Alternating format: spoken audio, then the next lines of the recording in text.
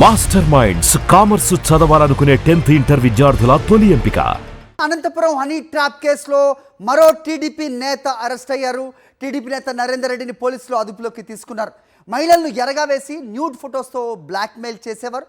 అమాయకుల నుంచి కోట్ల రూపాయలను టీడీపీ గ్యాంగ్ వసూలు చేసింది. హనీ ట్రాప్ ముఠాలో టీడీపీ ఎమ్మెల్యే దగ్గుపాటి అనుచరులు ఉన్నారు. టీడీపీ నేతలు నరేందర్ రెడ్డి, రాజేష్ నాయుడు, రంగమ్మ నాయుడు నేతృత్వంలో హనీ ట్రాప్ చేశారు. ఈ అధికారులు సాయం అందించారు. డబ్బు వసూళ్లలో సిఐ, ఎస్ఐ, కానిస్టేబుళ్ల కీలక పాత్ర పోషించారు. దీంతో Raptadu SI Sriharsha, Anantapuram 3 town CI రాజేంద్రను వీఆర్కు పంపారు. 10 మంది కానిస్టేబుళ్ల పాత్రపై కూడా విచారణ కొనసాగుతోంది. హనీ ట్రాప్ కేసు పక్కదారి పట్టించేందుకు టీడీపీ ఎమ్మెల్యేలు ఒత్తిడి చేస్తున్నట్లుగా సమాచారం.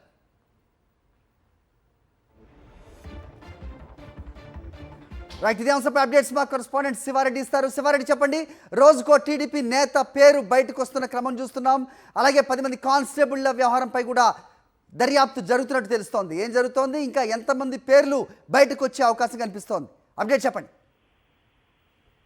ఖచ్చితంగానే, ఎందుకంటే హనీ ట్రాప్ కు సంబంధించి అనంతపురం జిల్లాలో ఆ టీడీపీ నేతలకు కంటి మీద కొనుక్కు లేకుండా చేస్తున్న పరిస్థితి కనిపిస్తోంది. రోజుకొక టీడీపీ నేత ప్రమేయం వెలుగులోకి వస్తుండడంతో దాని నుంచి ఎట్లా బయటపడాలనే దానిపైన పూర్తి స్థాయిలో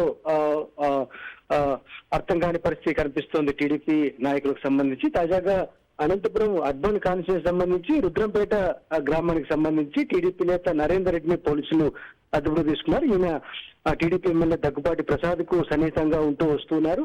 ఇప్పటికే అంటే నిన్న 5 మందిని అరెస్ట్ చేశారు, ఈ రోజు ఒక్కరిని అరెస్ట్ చేశారు. మొత్తం 6గురిని అరెస్ట్ చేశారు. మరో 4 పరారులుగా ఉన్నట్లుగా పోలీసులు చెప్తున్న పరిస్థితి కనిపిస్తుంది. ఎందుకంటే హనీ ట్రాప్ ఏదైతే టీడీపీ కూటమి అధికారంలోకి వచ్చిన తర్వాత ప్రశాంతంగా ఉన్న అనంతపురం జిల్లా కేంద్రంలో హనీ ట్రాప్ ని ప్రారంభించారు. ఎవరైతే డబ్బున్న వారు ఉన్నారో వారిని టార్గెట్ చేస్తున్నారు. ప్రభుత్వ ఉద్యోగులు కానీ, లేకుంటే వ్యాపారులు కానీ, లేకుంటే ఇతరత్ర వర్గాలకు సంబంధించిన వారి ట్రాప్ చేసి మహిళలను ఎరగా వేసి వారితో పని ఉందని చెప్పి మాట్లాడుతున్న సమయంలోనే న్యూడ్ కాల్స్, అదేవిధంగా న్యూడ్ సంబంధించిన ఫొటోస్ కానీ, వీడియోస్ కానీ చిత్రీకరించి వారిని బ్లాక్మెయిల్ చేస్తూ వచ్చారు. ఇట్లా దాదాపుగా పోలీసుల రికార్డుల ప్రకారంగా పోలీసులు చెప్పేదాన్ని బట్టి దాదాపు 20 మంది బాధితులు ఉన్నారు. 1 కోటి రూపాయల దాకా వసూలు చేశారని చెప్తున్నప్పటికీ దాదాపుగా 4-5 కోట్ల రూపాయల దాకా వసూలు చేశారు.